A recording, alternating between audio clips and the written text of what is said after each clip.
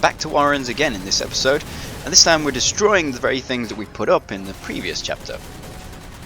Well, it's not so bad. Get access to a Mantis. That makes things a little bit easier.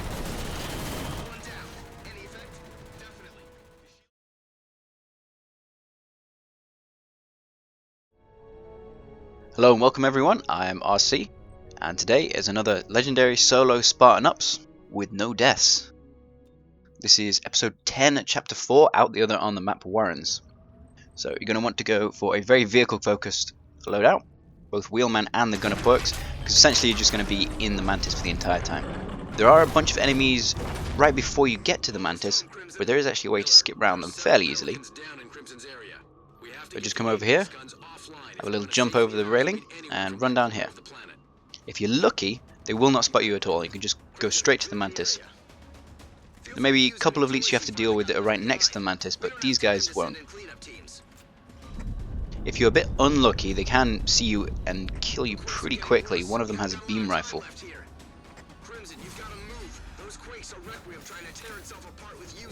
Oh dear. So you also got the jetpack. This is essential to this route as well.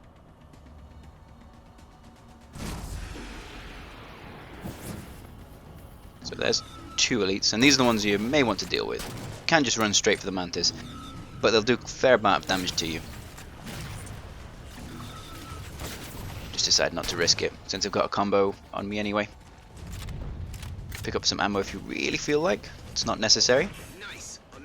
There's 3 orbs like the ones straight ahead of me that I will eventually have to destroy, but I have to kill a load of ground infantry before that happens. Starting out with a load of Covenant enemies and then finishing up with some Prometheans, lots of Prometheans. Then we'll eventually destroy those 3 orbs once their shields magically go down. Then we'll go through one of the caves, leads to outside, and there's going to be a bunch of Covenant outside there with some tanks. There's going to be some ghosts as well, and then that's going to be the end of the level. It's going to take another 10 minutes or so.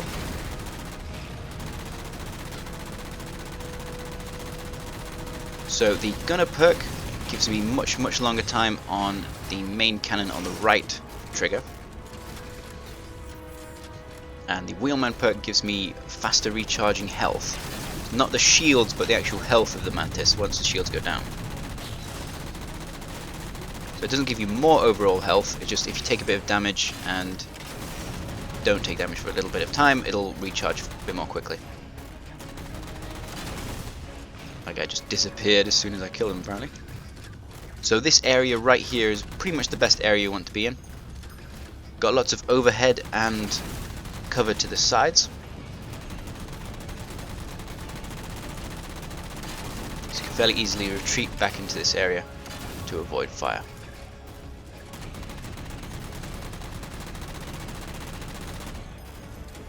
There is only one Mantis, unfortunately, and if you lose it, it does not respawn, so you will want to keep it intact as much as possible.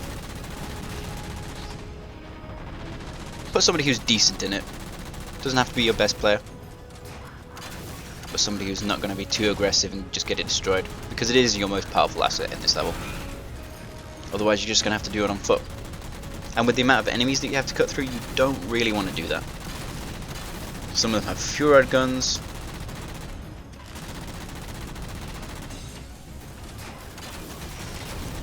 And you can get up onto this ledges on the left hand side, and that will give you plenty of range. But you will have to eventually come down for ammo. That'll slow you down. You have to get to these. There are a few infinite ammo boxes, as you should already be familiar with. The little green crates with ammo for all of your UNSC weapons. All of the bullet ones, sorry.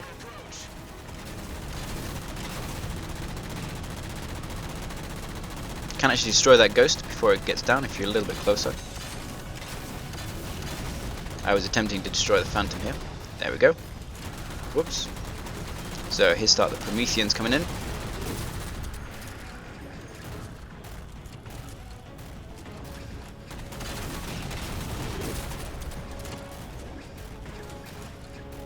So even though we've been here a few times before this episode, things just changed. The same buttons that you already seem to have used to access several doors that you've been to, especially to that back area where you rescued some Spartans in an earlier episode. Activating that same door this time meant that you had to backtrack, and there was some sort of weird security thing in chapter 2 of this episode, and you had to activate these 3 orbs. And then ultimately when you come back here, going the opposite way, magically there's this shield, which Roland has just highlighted for us.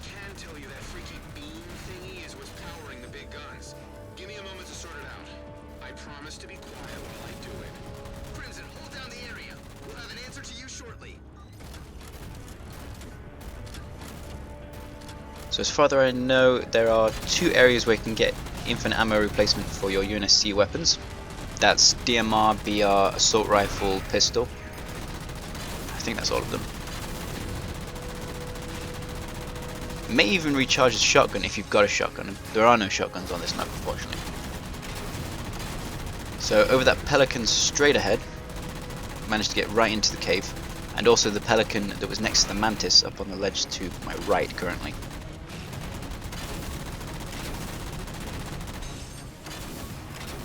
Having a couple of guys with DMRs picking at these watches will help quite a lot.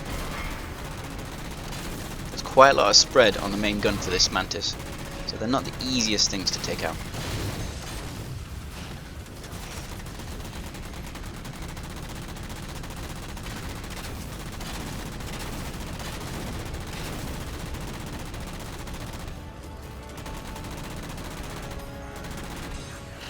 And also some turrets will be spawned by the watchers.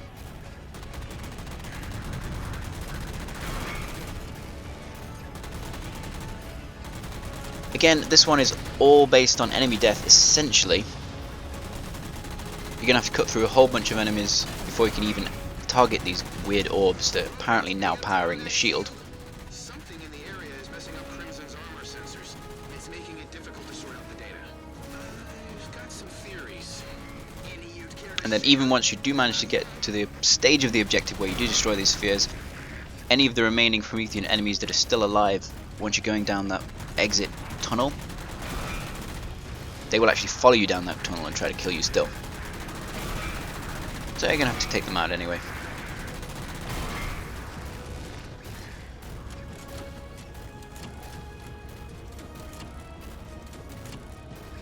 Not too difficult looking around these massive rock pillars though. Just taking these enemies one at a time.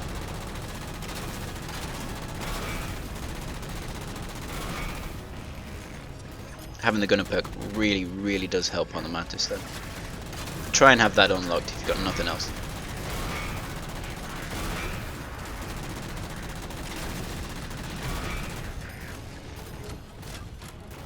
Bunch more watchers.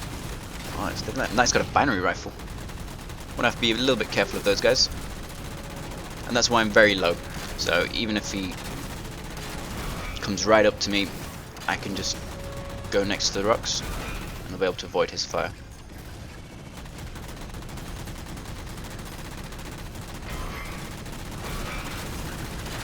Okay, now I have an idea. Shoot! Exactly the plan. Shoot these, and the shield should go with them. Do it. And finally, Roland has figured out that we should shoot these things, and magically the shields that were previously protecting these are now magically down. But of course, only 2 of them. The third one is saved for later, just to extend things. Got myself in a little bit crossfire here. Some enemies that have spawned at the final one, dealing me some damage with their binary rifles from behind. Not a good idea.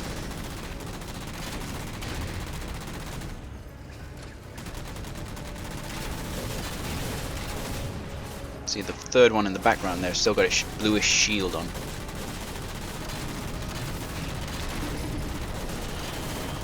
In theory it's possible to hit it from here, but the problem is the auto aim is so strong, or the bullet magnetism rather, where your bullets curve off even though you're not actually aiming at it. It doesn't move your reticle because your reticle is so far out of red reticle range. Of course, auto aim doesn't have any effect, but it's bullet magnetism, so even if I'm aiming right at it, missiles just seem to be going off to the side. My bullets are going off to the side because there's some enemies vaguely in that general direction, which basically means I end up hitting nothing. Oh, maybe a couple of shots here and there.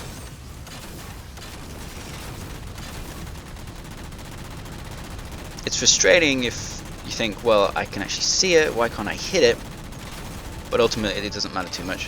What I could have done is get out and just hit it with my DMR, like I did in one of the earlier episodes where we also had this similar type of objective, where they called them conduits back then, where they were powering some AA cannons rather than shields.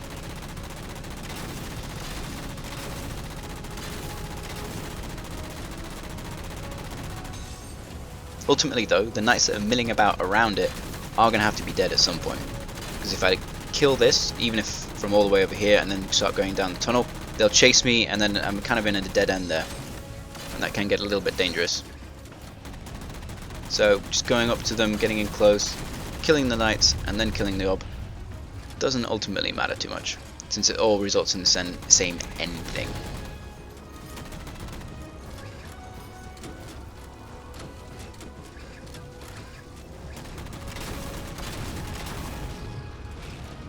Still trying to hit it, shots are still going off. Some of them have some binary rifles, can get pretty dangerous. Do a lot of damage with those things. So keep low, take them out from long range. Again, some guys with DMRs will help you here. Just picking them off from long range.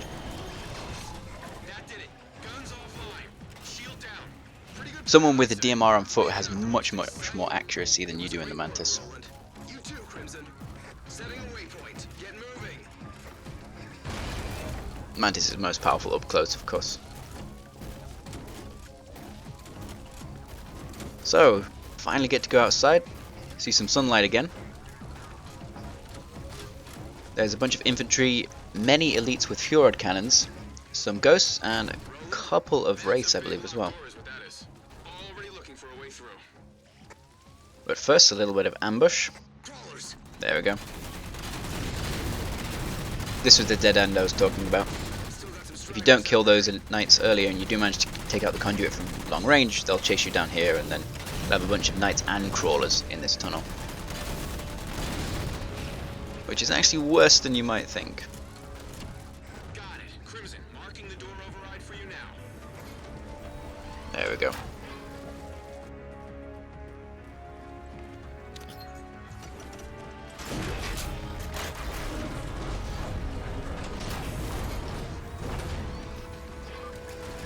Finally making our way through this rather filler mission. Pelicans inbound, but it has to take the long way round with all those Apex guns still firing. Crimson will have the beach clear by the time your pilot gets there.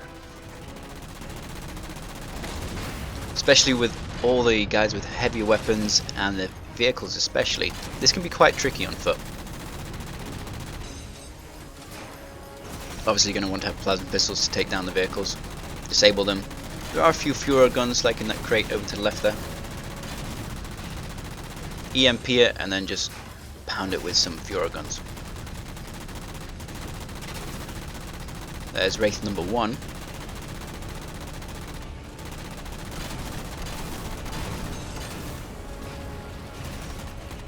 Again, even if you don't have some Furor guns, EMPing it will still help if you've still got the Mantis around. That means it's be harder for it to dodge your missiles. And there's some ghosts. Second Wraith is somewhere in the background there. That one's a bit tricky to take out. A lot more elites with Furor guns around it. There it is, you can see it just over to the left. Sorry, the right there. Additional targets inbound. Getting close now, this is pretty close to the end. Basically just have to kill these guys and then waddle over to the far right side of the area and a Pelican will finally come and pick me up. Take me to the very last Spartan Ops chapter, which is actually one of the best, surprisingly.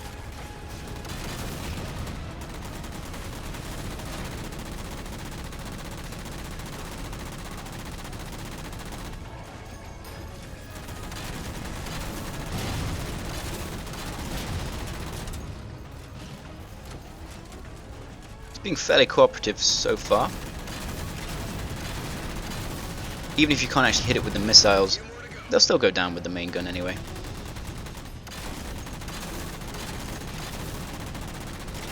Sometimes it can be trickier to get them to come at you.